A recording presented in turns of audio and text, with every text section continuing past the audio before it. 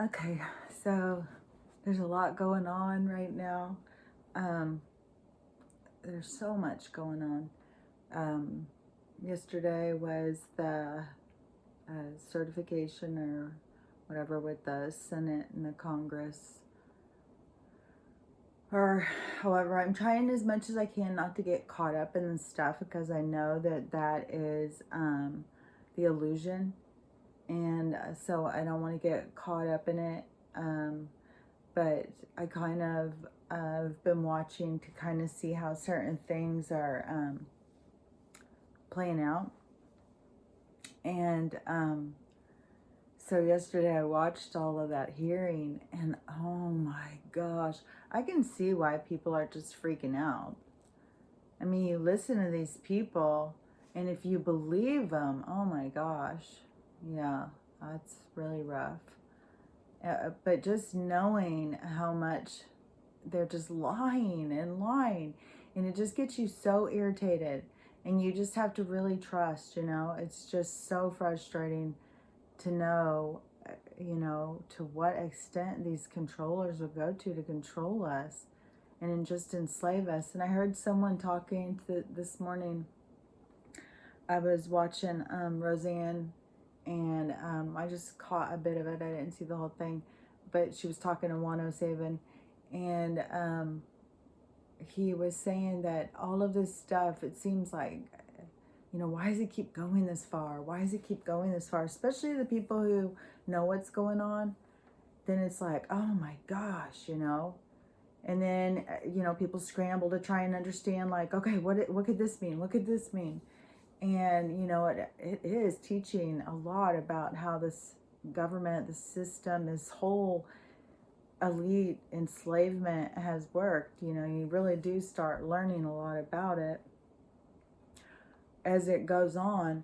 But anyways, Saban was saying that this is like the Depression, when all of the people, the kids that went through that era, the adults too, but the kids that grew up during that time, they had a certain thing that, it affected generation after generation. Like, I know I was affected by the people. I know lots of people growing up and who were affected by it. So it was a really, like, profound way to look at it. And then he said that this has to be that impactful, that we'll never repeat this. For generation to generation, we'll never repeat this.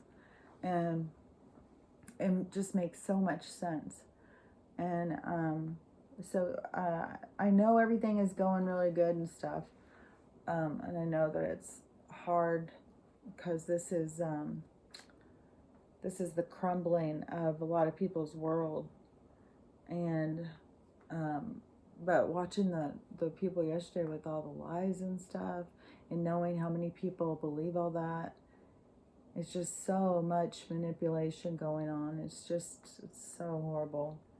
I'm gonna be glad when it's over, but I really do see. I mean, it really is educating people. It's waking people up. I mean, it's having such a positive impact, the things that are happening, even though they just seem like outrageous.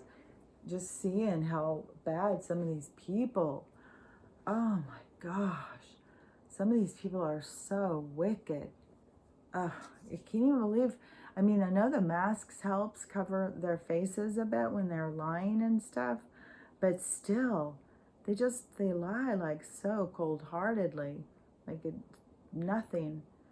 And I don't know, when I was growing up, I was taught the worst people in the world are the liars. Don't ever lie. Don't get yourself caught up in lies. You never be able to keep them straight and stuff.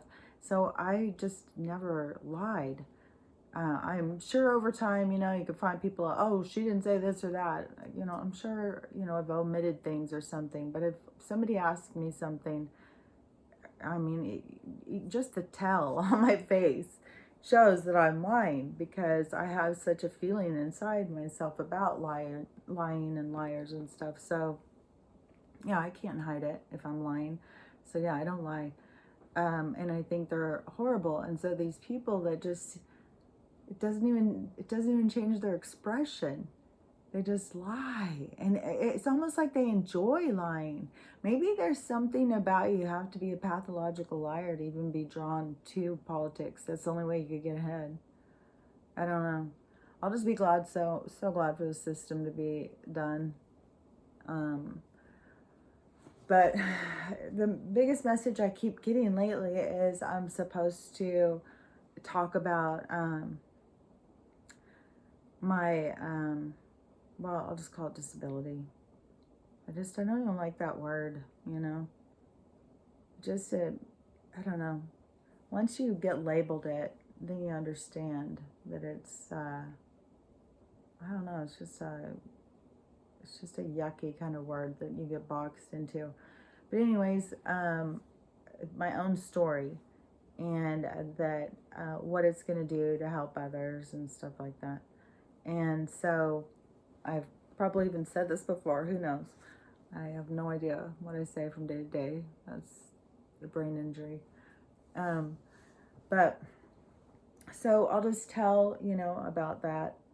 I'm sure it'll be just as rambly as all the other ones I talk. But when my injury happened, I was such a workaholic and just was so wrapped up in the system, so wrapped up in that, getting stuff done and, what you could get and how to have fun and just the whole thing. It's just, it's like something they sell you or something, and the more successful you get, the more you can buy it. And, but then you get caught in the web, and then you just don't even know. I mean, you're just living that, and you don't even know it. Like, when I was a nurse, I didn't go into nursing because I wanted to heal people and help people and all that stuff. I went into nursing because I was leaving my husband, and my grandma was able to raise 4 kids in the 40s by herself when my grandpa left her. And I just thought, being a nurse, that's, how I can take care of my family. It's a job where I can take care of my family. That's the only way I looked at it. And it was hard. It was really hard, as a attention deficit person too, to train yourself how to do well. When you left high school and you're making F's, and then to go in and do that and be making A's. But it was, it was a lot of training myself, different ways to stay focused, because that's the biggest thing. I see it as being able to just leave yourself, whatever they want to call it, attention deficit. I'm sure it's, that's just a label, but for my own personal thing, it's definitely being in class and a teacher starts talking, it just like hums you into some kind of relaxation. And then, I don't know, the bell could ring, something could drop, and all of a sudden it's like you're just pulled back into your body. You haven't even been in class the whole time. You've been out wherever. You could look out the window and suddenly, you're out the window traveling. And I'm sure that there's been a lot of people that's been their same experience. So, but you lose a lot of confidence because, they don't work around this certain way that some people are. And so, going back into school, I had to really focus and learn how to study and stuff. And luckily, there's a lot of people out who have worked through different kinds of things holding them back. And, they've got a lot of good ideas of how to train your brain to remember things, especially when you're doing nursing stuff. Oh my gosh. Like, in the A&P class, I think it was, you have to learn every name of every bone, where it is and stuff, and you have to learn it, and then 3 days later you're going to be tested on it, every muscle, every ligament, all this stuff. Oh my gosh, yeah, you have to be just like, you have to figure out ways and paying attention, and they don't fuck around, man. They just, you're given a syllabus, and then you better just figure it out. And you better know when the tests are. You better know what you're being tested on. And it doesn't matter if the lecture that you got last week doesn't match the test. That was on you. You should have known what was on the syllabus. Don't go by that. I mean, it was a lot. And then I was successful, and I felt successful. And then, you go into that kind of thing, and you make a lot of friends, and everybody's doing well, making a lot of money. And so, people do trips together and stuff. It becomes a whole lifestyle, and all your friends and everything. And then the hospital that I went into, that I received my injury, was even a place where I would say probably the biggest part of my amount of friends worked there. I had used to work there, but I didn't work there at the time. And so, there wasn't a lot of support when I'm talking about my injury and stuff. And so there wasn't support with the friends. And then I think that a lot of people, they like you for who you are at the time, but when you get a brain injury, you change. And, it's different to different people. It's whatever different parts of you that they were close to, if that's still there, but most of them are all different. You're just a different person. And I was a very different person. So many things changed about me. And so I didn't, and then I struggled with the first year and a half, going to the doctor, telling them something was wrong, and nobody was listening to me. And then I started talking to other people who had brain injuries, and they said, your brain can heal. Oh, it will be over 2 years, but if it hasn't healed past that, then then it won't. And it just kept being like everybody just kept passing me off. And but it was when I was in the hospital, I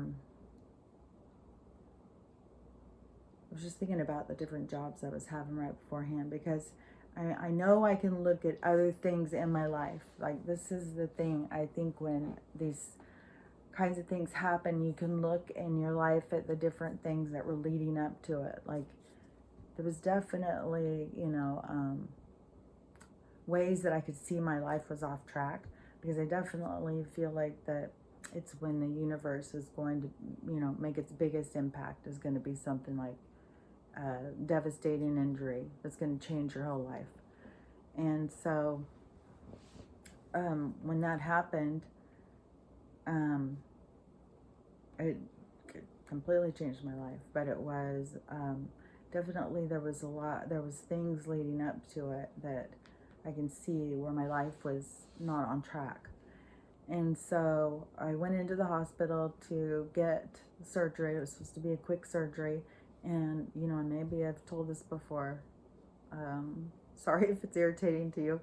I was just thinking today, I was moving some of the plants, because I got some new plants for Christmas. And I was thinking, oh my gosh, maybe the OCD who's just really focused on those plants behind me, they're going to think I'm doing it just to fuck with them, moving the plants. But no, I move them around. I check and see like how they're doing and stuff, like, because it really makes a difference, like exactly where the sun is coming in, how much they get and stuff. And yeah, plants have a lot of, they're very sensitive. Anyways, we'll go off topic again. So I went in to get the surgery, and it was supposed to be real quick. And the anesthesiologist, well, he had a lot of problems in his life. Now, so much has come out. Now he's dead. He was dismembered and burned up out in his front yard in a fire by his disabled child that was in the house. I say I mean, that's the thing. See, disabled, the word, because the kid had, I don't know, he had some mental things. He had a lot of stuff wrong.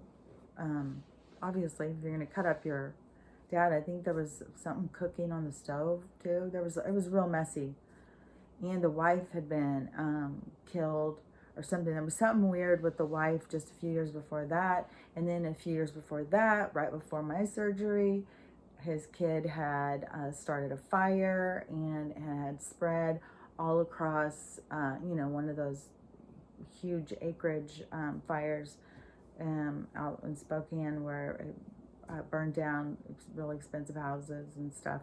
So he was in a lot of debt, and I guess that's why he was doing these sneaky insurance fraud things. So that's what was the big push to get me to do the spinal, I think it was, and not the general. I don't know. It was something weird about the anesthesia, because at first they were telling me I was going to do this one. It was going to be fast. I'd be out of the hospital real quick. And then all of a sudden it became like, oh, no, you're going to do this. And I was saying, I don't want to do that. And then it was this whole long thing. They finally just pushed me and pushed me. I was like, okay, fine. Do it that way then. And then I went in, and then they started trying to do the spinal, and I have scoliosis, and they just couldn't get it. I'm going to start another one too.